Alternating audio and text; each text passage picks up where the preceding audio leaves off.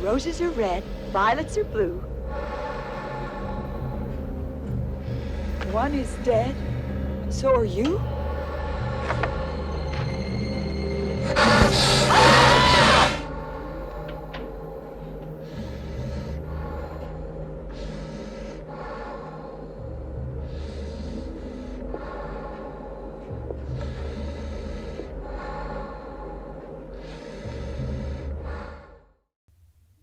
Hello, and welcome to the channel. Today, we're going to be taking a look at my custom Harry Warden mask and helmet from My Bloody Valentine. As you can see, this is the original mask from the 1981 film that I have made here. Now, I have filmed kind of a how-to on how to make that, so let's play this right now and then get right into the video. If you want to skip ahead, the time code is right here. So what I ended up doing is to start off with, I took this little, I think $1-2 ninja mask that I got from my grandparents in Halloween, and I cut off the kind of end bit, and then I spray painted it with a very nice, I think 3 coats of a black spray paint, just to make it look really nice. And then after that, I took the tops of these kind of like lids or containers or whatever, and I took them out, and I bended them a bit. If I can find them, I'll link them in the description, because they're really useful for these eyepieces. And then I just put these little plastic bits into them for the eyes, and I hot glued those to the mask. And then I took some brads and wrapped them around some small little black screws for little, I don't know, like hinges on the side of them. I don't know exactly what they are. And then for the mouth, I took a Pringles can and poked a fair amount of holes in them with a thumbtack.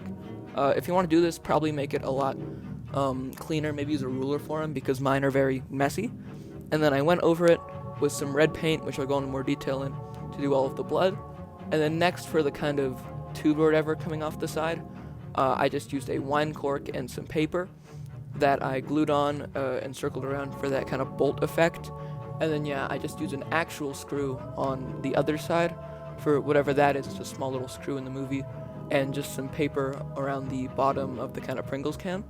And all of that is held in place by a pretty simple toilet paper roll holder that I ended up covering in black spray paint and black tape. And then the helmet, which just used to be a gray helmet, I hit with, I think 2 coats of black spray paint, and then all I had to do from there was just glue on this light that I had, as well as some brads on the side to just make it look really nice, like the helmet in the film. I wanted to dirty it up, but I didn't know, how good that would look. I'm not very good at dirtying masks up, which is why I don't usually do it, so I decided not to. Anyways, this is how it looks. I think it looks really nice with how everything overlaps. One problem is that for the helmet, since I took out the kind of tightening thing, I have to put like a t-shirt on the top to keep it from like going down too far. But other than that, it comes together really nicely, and I think it's very good. So, without further ado, let's take a look at it. Starting with the mask, you can still kind of see the faint outline from the ninja mask it used to be, but the helmet does cover that up when you have it on, as you saw in the intro. Now, as you can see, you have all this blood around this part. Now, the actual kind of ventilator or whatever of the gas mask right here was made from a Pringles can lid that I poked holes in, which you can see aren't very accurate, but it looks okay. Now, for the blood effects, what I did end up using was a mix of this red paint, a bit of black, and this fake blood. So I did like a base coat of the first red paint, the lighter one, this one, all over that, and then I added dark red to this, which I went over all of that, and then to make the dark blood look a bit better, I went over it with just a very thin coat of this stuff, the blood effects, because it's not actually meant for painting, so you have to put it on very thin, and it gets everywhere, which is why I don't really like using it, but it does give a very good effect to the kind of mouthpiece. And I did the same on this piece and right around there. This piece, as you saw, used to be a cork that I just taped the paper to, as well as just this with a little screw on the side. But yeah, the rest of the mask, you have these giant eye holes, which are from the tops of those kind of, I don't know, buckets or whatever that I had. And then you just have the brads on each side as kind of the clamps for them. It's pretty comfortable. It has only the one strap on the back right here, but is perfectly fine. it's pretty visible through the eye holes, which looks pretty good. The only thing I don't like is I probably should have tinted like the eye holes or something, or put something behind them. I don't know how to tint plastic, but if I did, I would have made these a lot darker, because I don't like that you can see the outline of what the mask used to look like. But when it's in the dark, especially with the light, you don't really see that, which I do really like. And you can see I just have a bit more blood around those parts of the eyes. I wanted to make that a bit more subtle. But yeah, I think it's a very good looking mask. It's a very nice mask. It's pretty comfortable.